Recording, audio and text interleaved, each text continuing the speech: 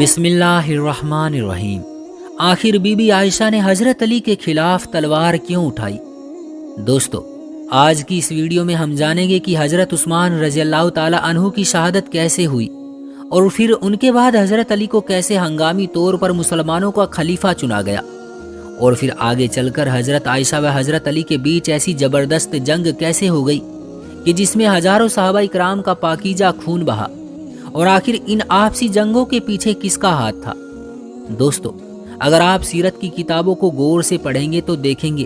کہ حضور صلی اللہ علیہ وسلم کے خلاف جنگوں میں لڑنے والے جتنے بھی سردار تھے، جیسے ابو جہل، عتبہ یا ابو سفیان، ان سبھی کا تعلق بنو امیہ خاندان سے تھا۔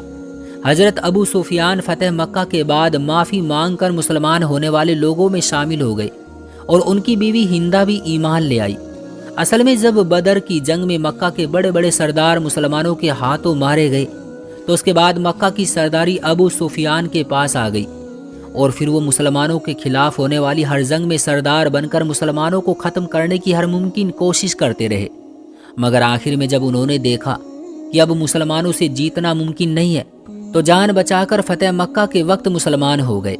ساتھ ہی اسی دن ان کے بیٹے معاویہ اور بیوی ہندہ نے بھی اسلام قبول کر لیا۔ ابو سفیان اسلام تو لے آئے، لیکن مسلمانوں کی ایک بڑی جماعت نے ابو سفیان کے اسلام کو قبول نہیں کیا، کیونکہ وہ لوگ کہتے تھے کہ ابو سفیان صرف مجبوری میں مسلمان ہوئے ہیں، کیونکہ اگر وہ اس وقت مسلمان نہ ہوتے تو مسلمانوں کے ہاتھوں قتل کر دیے جاتے۔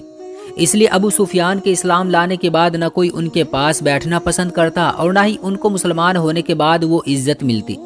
جو کہ ایک سردار کو ملنی چاہیے۔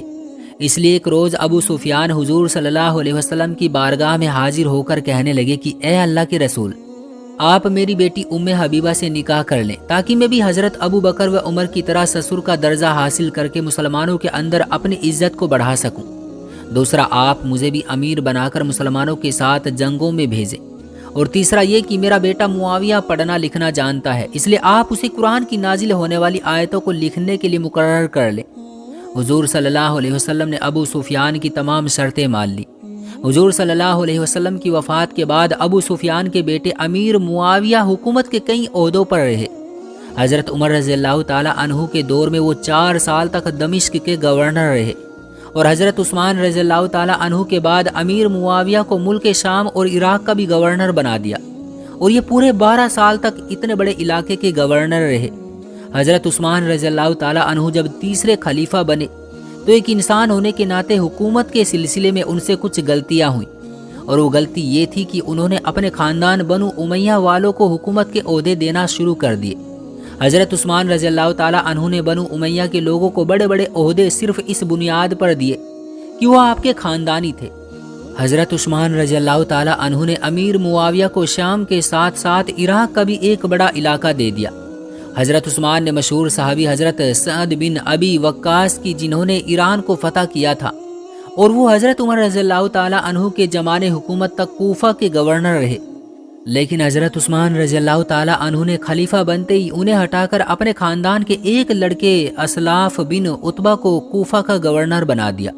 جو کہ فتح مکہ پر معافی مانگ کر مسلمان ہوا تھا۔ اسی طرح حضرت عثمان رضی اللہ تعالی عنہ نے مصر سے مشہور صحابی حضرت عمرو بن عاص کو ہٹا کر اپنے چچا کے لڑکے کو وہاں کا گورنر بنا دیا،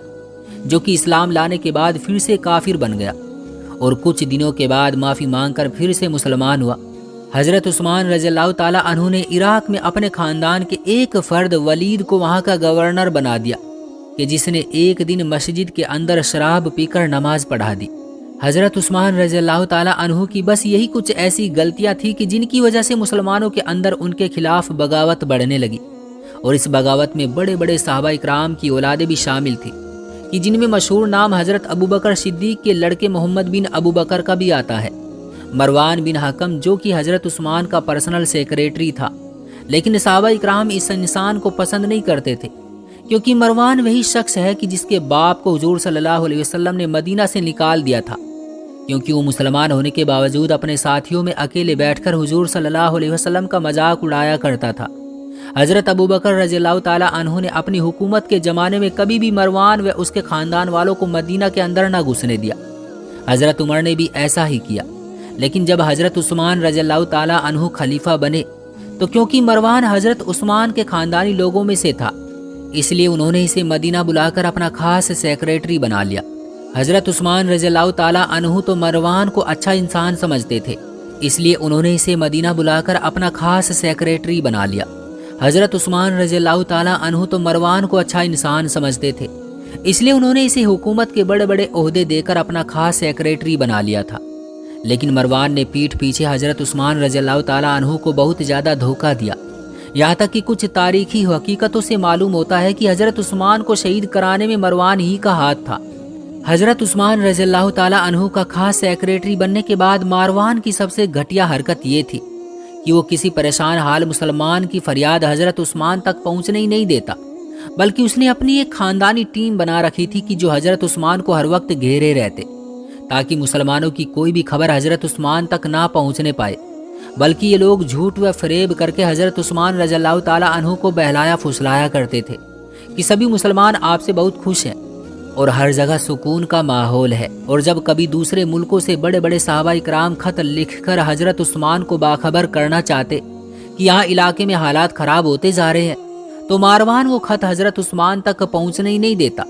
اور اسے واپس ان دوسرے ملکوں میں رہنے والے صحابی تک بھیج دیتا۔ حضرت عثمان رضی اللہ تعالیٰ عنہ کو تو ان چیزوں کی خبر بھی نہیں ہوتی تھی، اور وہ دوسرے ملک میں رہنے والے صحابی سمجھتے کہ اس خط کے اندر جو بھی گالی اور سختی کی باتیں لکھی ہوئی ہیں یہ سب حضرت عثمان نے خود لکھی ہے۔ اسی وجہ سے بڑے بڑے صحابہ اکرام اور مسلمانوں کی ایک بڑی تعداد حضرت عثمان رضی اللہ تعالیٰ عنہ کی دشمن بنتی جا رہی تھی۔ بنو امیہ کے کمانڈرز نے لوگوں کا جینا حرام کر رکھا تھا،